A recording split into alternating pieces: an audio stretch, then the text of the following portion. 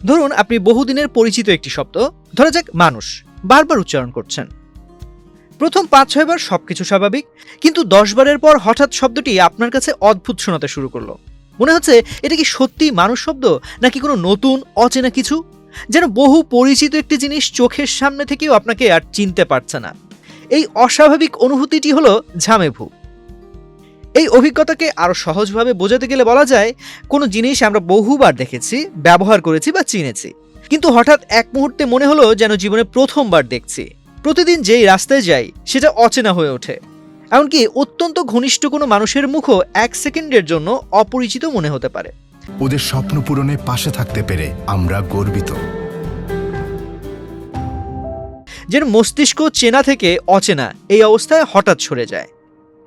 এই অদ্ভুত অনুভূতির মূল কারণ হলো মস্তিষ্কের ভেতরে ক্ষণস্থায়ী এক ধরনের বিভ্রান্তি। স্মৃতি শনাক্ত করার যে প্রক্রিয়া আমাদের মস্তিষ্কে স্বয়ংক্রিয়ভাবে চলে, কখনো কখনো সেই প্রক্রিয়াটি সামান্য সময়ের জন্য বিঘ্নিত হয়। ফলে পরিচিত জিনিসও মস্তিষ্ক কয়েক সেকেন্ডের জন্য চিনতে পারে না, আর তখনই ঘটে এই অচেনা ভাব। গবেষকরা বলেন এই বিভ্রান্তি সাধারণত ক্ষতিকর নয় এবং স্ট্রেস, ক্লান্তি, অতিরিক্ত মনোযোগ, ঘুমের অভাব বা শব্দচিত্রের পুনরাবৃত্তি এই সব কারণেই বেশি দেখা যায়। মস্তিষ্ক সাময়িকভাবে বোধ হারায়, আর ঠিক সেই কারণে পরিচিত জিনিস নতুনের মতো মনে হতে শুরু করে। গবেষণায় দেখা গেছে এই প্রভাব শুধু শব্দেই নয়। এই উদাহরণের মতো আপনি প্রতিদিন যে একই রুট ধরে বাড়ি ফেরেন, একদিন হঠাৎ কোনো মোড় বা ভবন আপনাকে নতুন মনে হতে পারে। এটি মূলত মস্তিষ্কের মেমোরি রিট্রাইভাল গ্লিচ, অর্থাৎ স্মৃতি তুলে আনার যন্ত্রে ক্ষণিকের হোঁচট। বিশেষ করে টেম্পোরাল লোবের প্রক্রিয়ায় সামান্য ব্যাঘাত ঘটলেই এই বিভ্রান্তি তৈরি হয়।